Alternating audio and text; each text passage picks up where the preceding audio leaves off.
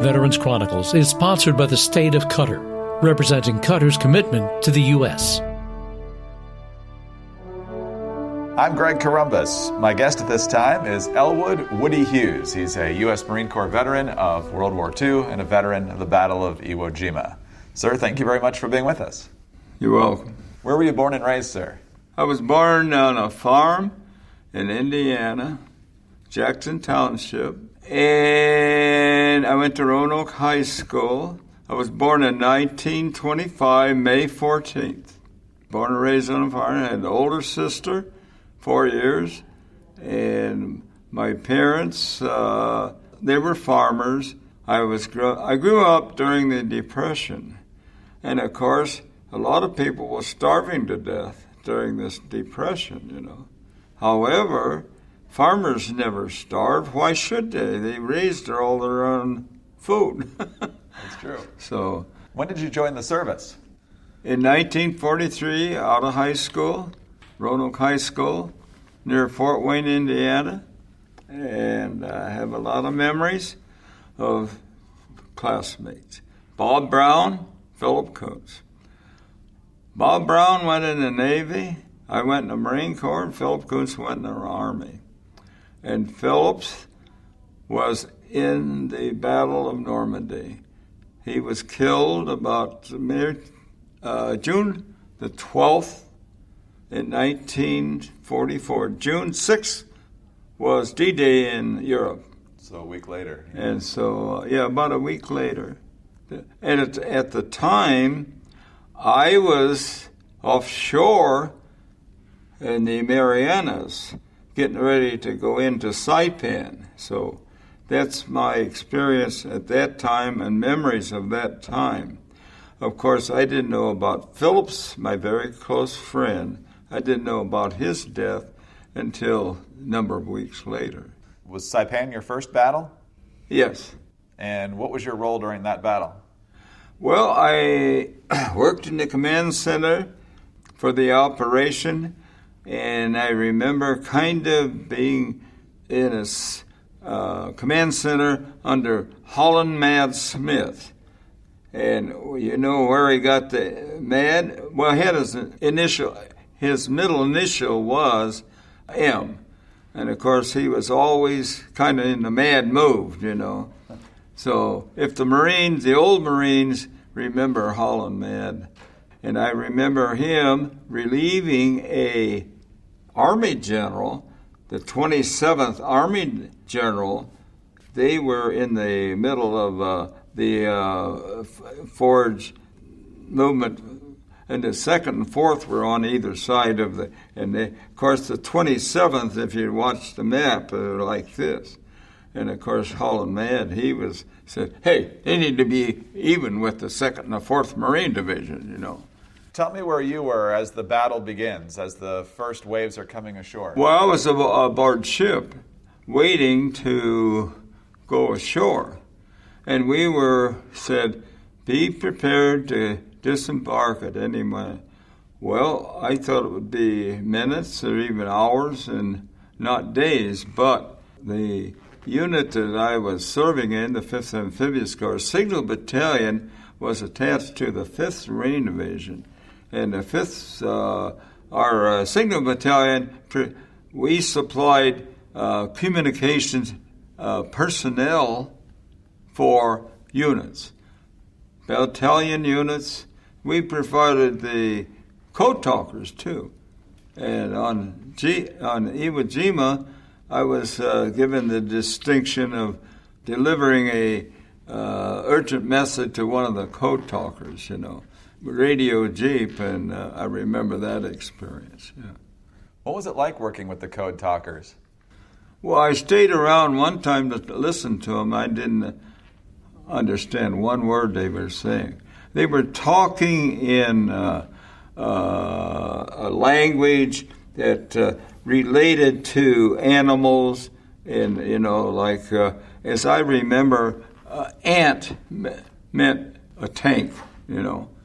And somehow using that word ant meant a tank. Well, a Japanese tank or American tank, you know. So I have memories of hearing a code talker, So when did you actually go ashore? The day before the flag raising. Okay. And that was, yeah. And, of course, as soon as I got ashore, the command was private, I was a PFC, private, dig a foxhole and stand by for duty. Well, that was orders. But also in the command center, I had other duties that made the command center more effective, And also, I guess at that time they didn't use the word, but I was a gopher, go for this and go for... So anyway, it was called a runner. As soon as I got in, stand by for duty. And I thought I would be more in the office part.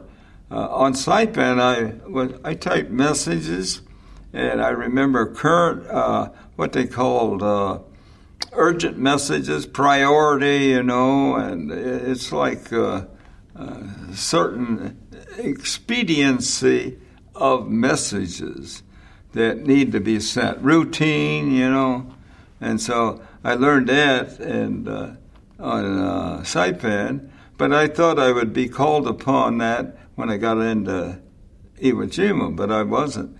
I was just called I was a gopher, more or less, and then also I was a runner, I remember delivering messages either on foot. When I first came in, everything was so short. When I came into Iwo Jima, the first thing I heard was the artillery. The front lines was only about 200 yards from our command center. And our command center was right at the edge of Yodoyama Airfield number 1, you see. Oh, and the front lines, I could hear the rat-a-tat-tat of machine gun fire, and that's close. Then I also remember, and I've remembered this kind of in a little bit of my autobiography, that the shelling, every once in a while, the Japanese could reach the command center as they advanced, northward. Then we were very close to mortar fire, the command center, and, of course, artillery. And we would get a siren, just like, the fire in your community. You get a siren. Then they would tell you, take cover. So it meant you get in your foxhole and stay there until the shelling is over with. And then every once in a while, I remember it was be all clear. And so we knew it was safe to move around. Anyway, every once in a while you'd say, Corpsman! You'd hear Corpsman! Somebody during the shelling had been hit, so they needed medical attention, So I remember that. So when you're on your gopher runs, are you coming under fire? I don't remember too much, but I have a story that relates to that. There was a gentleman, I should say a Marine, that did a similar job as I did with the 4th Division. And I met him one time years later, and we kind of compared what I was doing. He worked in his 4th Division Command Center, and he was kind of like a gopher. and so I said, Elvin, how are you? He said, oh, fine. He said, you never got hit? No. And he said, I don't understand that. How could you be out there running around not getting hit? I said, Elvin, I was a lot faster than you were. So Elvin and I think Elvin passed away a number of years ago. I corresponded with him a few times later. So as the battle went on, how did things change for you at all? Well, it became safer.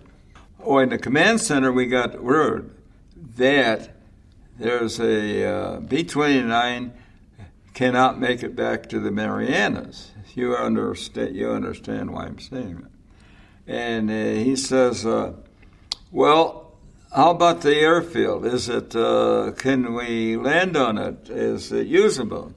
And he said, well, yeah, the Seabees have done a good job in getting ready for emergency landings of the B-29, okay? So pilot says, well, he said, I don't think I can make it back to Marianas. I don't know if it was, I don't think it was crippled. It was running out of fuel. You know, it's a long, long trip from Tinian to Tokyo and then back. And, of course, that was it. I saw the first B-29 come in to the airfield and use it.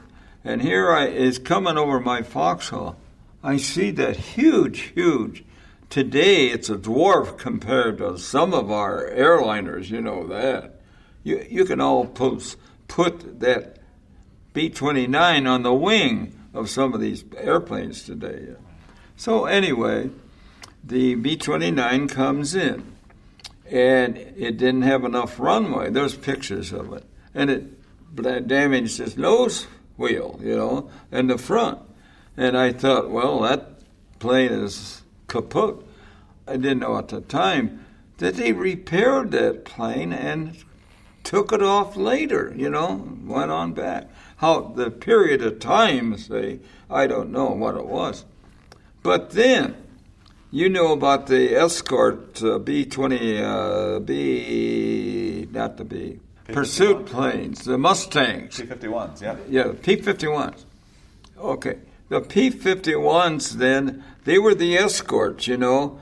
That's the reason we needed that airfield was the support of to protect the B-29s.